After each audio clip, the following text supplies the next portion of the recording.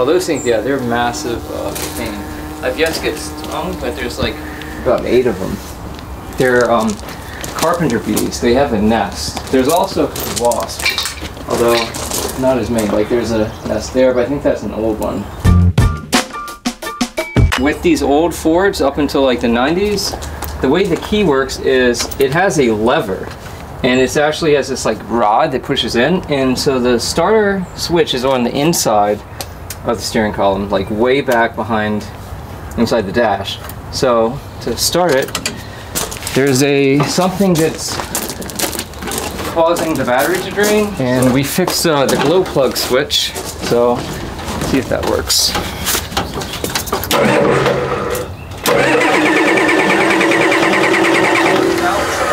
Any glow plugs or starter fluid. Now we're gonna hit the switch, give it 10 seconds, and it should start. They made a manual switch. There's normally like a some type of sensor.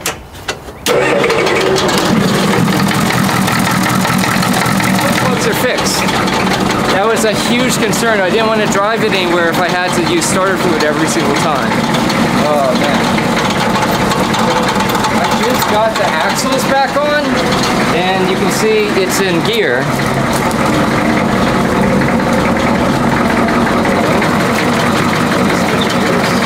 Actually, the brake is on.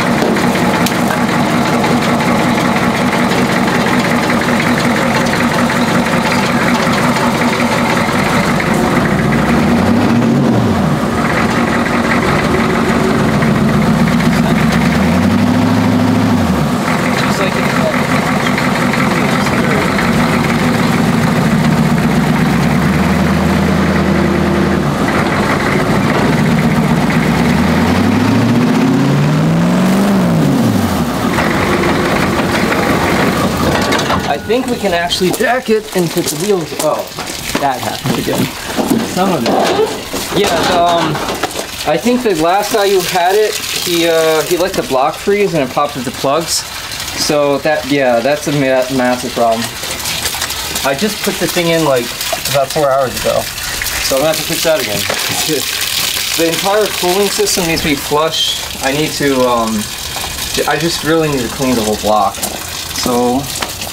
That is not supposed to happen. Oh, that's this thing. It's like a 50-cent part, and I used an air chisel.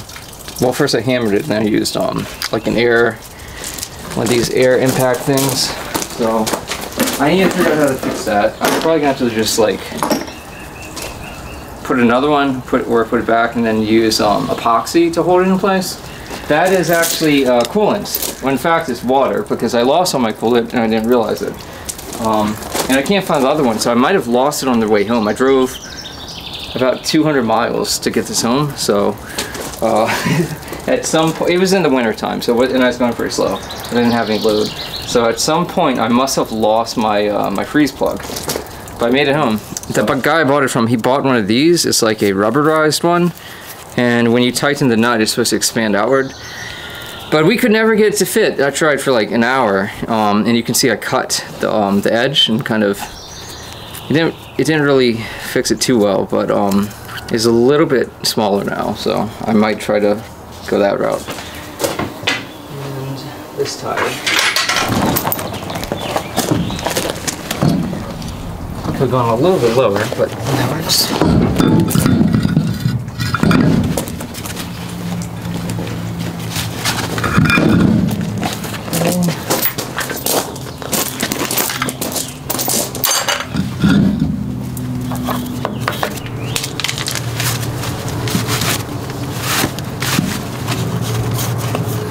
This is about like a 3-step process.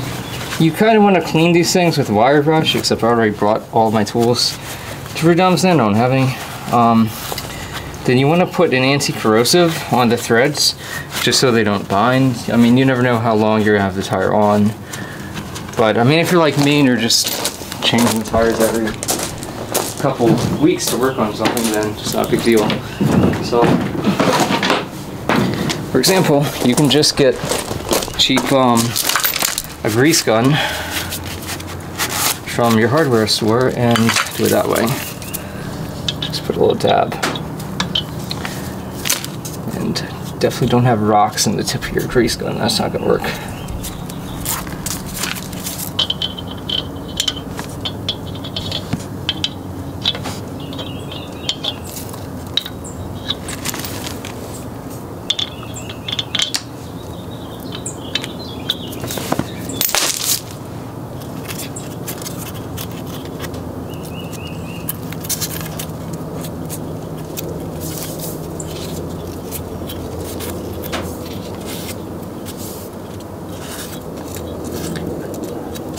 This will just keep the lugs from binding if they rust.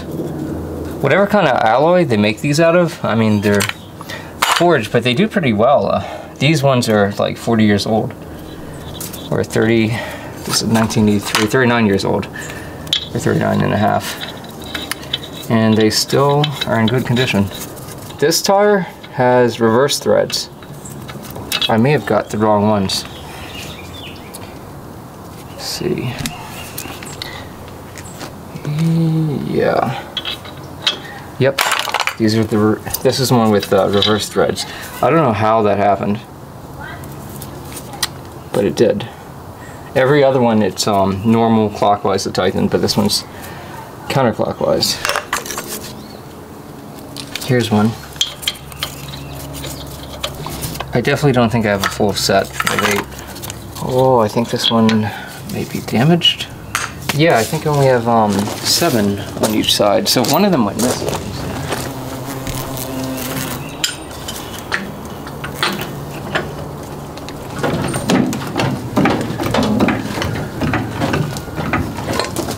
Let's see.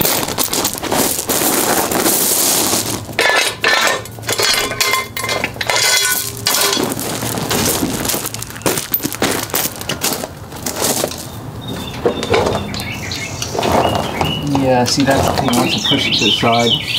There you go.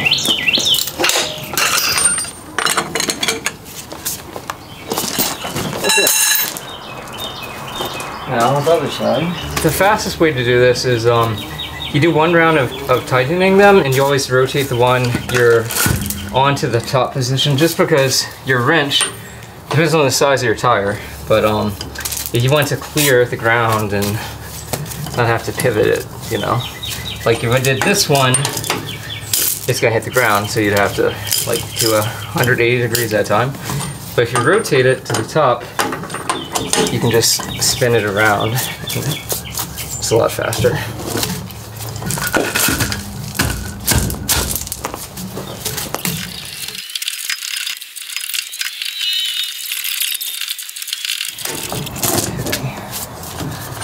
Now,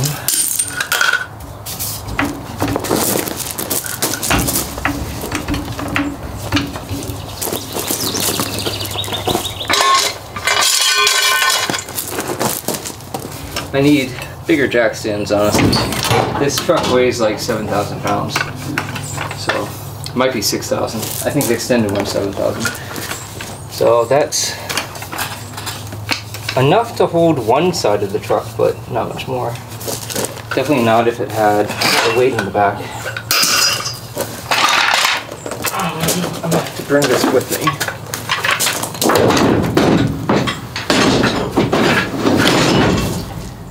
Yeah.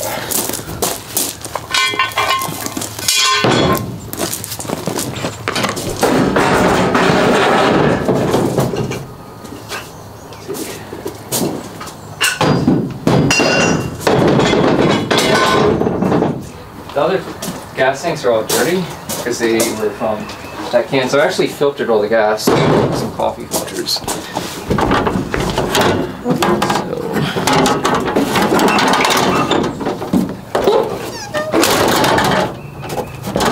That works. Oh, I think my glow plug wire came loose. Yeah,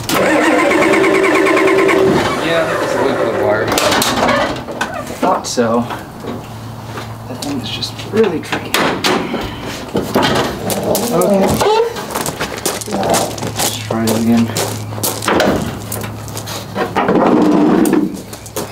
Okay. So that thing is supposed to, I mean, I could just engage it manually, but you're supposed to be able to hear that clicking when you start it.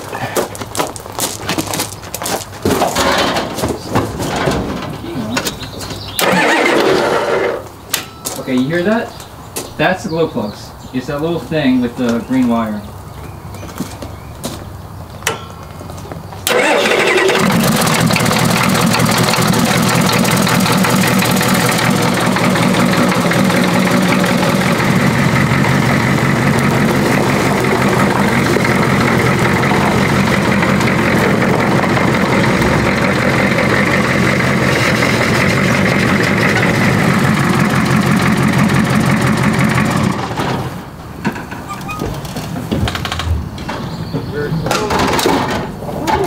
Try to change that that plug right there.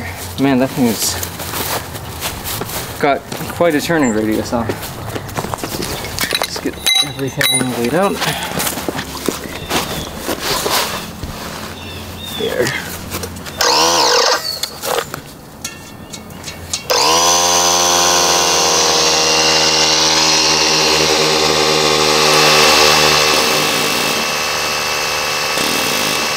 We just need a rag, a brush, and some epoxy. Okay. I'm going to put a bead of epoxy around the freeze plug just so that it has more grip against the block. Because the block is so old and it's got rust in the hole, it's not keeping the freeze plugs in. They're just too small. So we have the drain plug on the block. There's kind of a complex shape to the casting. I'm going to have that over it. Next, cut one of these things. Oh, there's Bucko.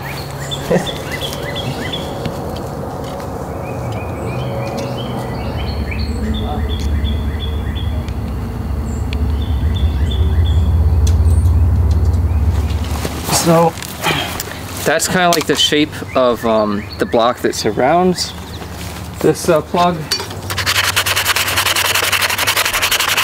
Okay, it's a lot rougher, so it will bond to it a little bit better. I think it will hold, actually. This stuff is normally pretty tacky.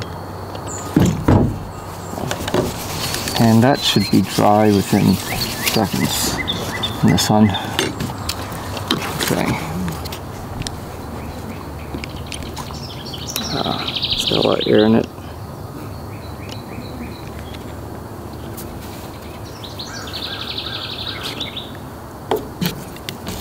After about 15 minutes, you can usually touch it and it's not going to like pull off. And then in an hour, it'll be hard enough you can kind of press your fingernail in it, but it will bounce back. So, modern chemistry. So I could actually let it harden for like 3 minutes and then stick it on, because the thing's at like a almost vertical. Not quite. So I think I'm gonna do that. Yeah, I'm just gonna hold the thing for a few minutes until it's tacky enough. Get all the excess that's trying to run off.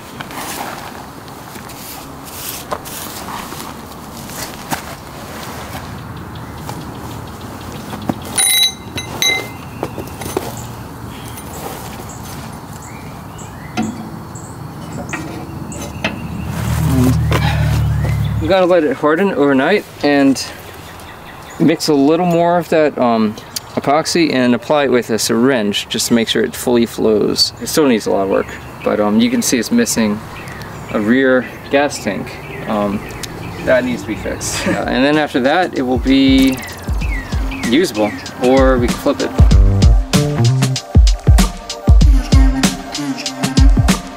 So.